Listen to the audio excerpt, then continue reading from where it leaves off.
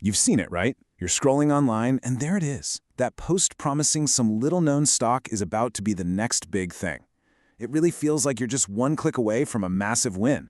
But how in the world do you separate a real opportunity from all the paid-for noise? Well, let's dive in and decode that hype. And this is the big question, isn't it? That post, it sounds so convincing. They talk about a groundbreaking product, maybe an insider tip, a clear path to easy money. You can feel your finger hovering over the buy button, but you've got to pause and ask yourself, is this a genuine insight, or am I just the target of a paid ad? And this is the classic playbook. You see the explosive promises, the super urgent calls to action, a flood of rocket emojis. The whole thing is designed to trigger your FOMO, that fear of missing out. And yeah, it's exciting for sure, but it can be a total minefield for your money. So what's your defense strategy? Well, here's the good news. The market isn't a total free-for-all. There are actually referees on the field, and they have a rulebook designed specifically to protect investors just like you from getting played.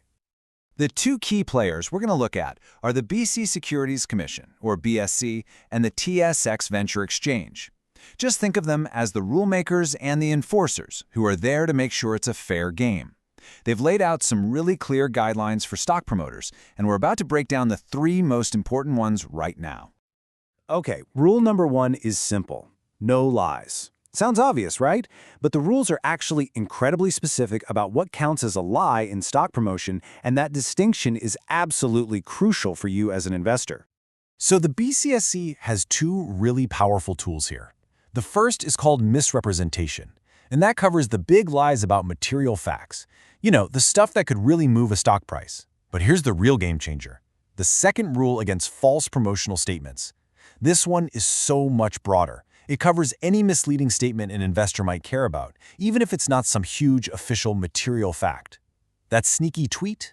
That deceptive email? Yep, it's covered. The bar for being truthful is set incredibly high. All right, rule number two is just as critical, and it's all about one thing: following the money. If someone is getting paid to promote a stock, you as the investor have an absolute right to know about it.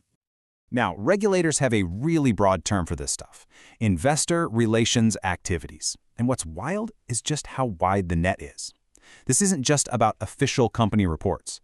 It covers social media posts, influencer videos, newsletters, basically any kind of communication that's designed to get you to buy or sell. So this leads us to the key question for every single investor.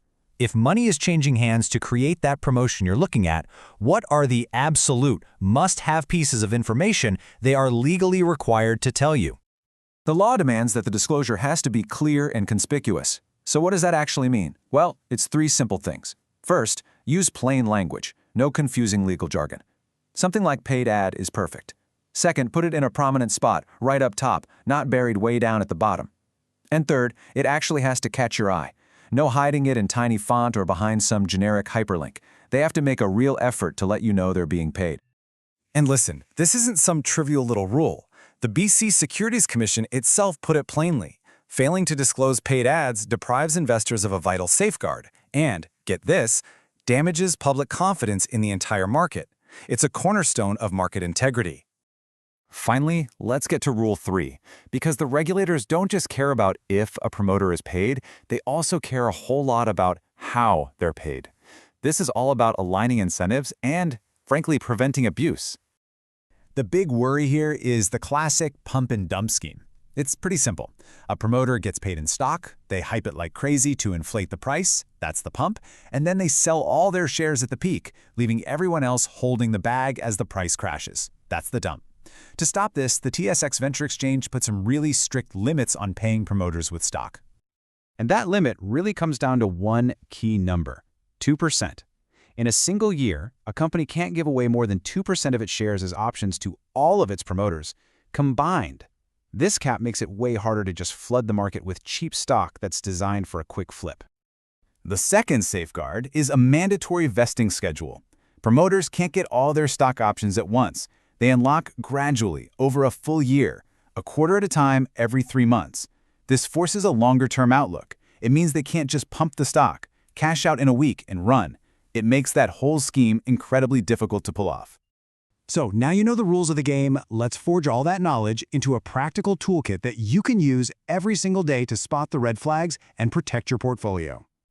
Okay, so the next time you see that juicy stock promotion, just run this mental checklist. First, is it all hype and zero mention of risk? Real investments have risks, so that's a big red flag. Second, look for that paid ad disclosure. Is it clear? Is it upfront? If it's hidden or just not there, that's a huge red flag.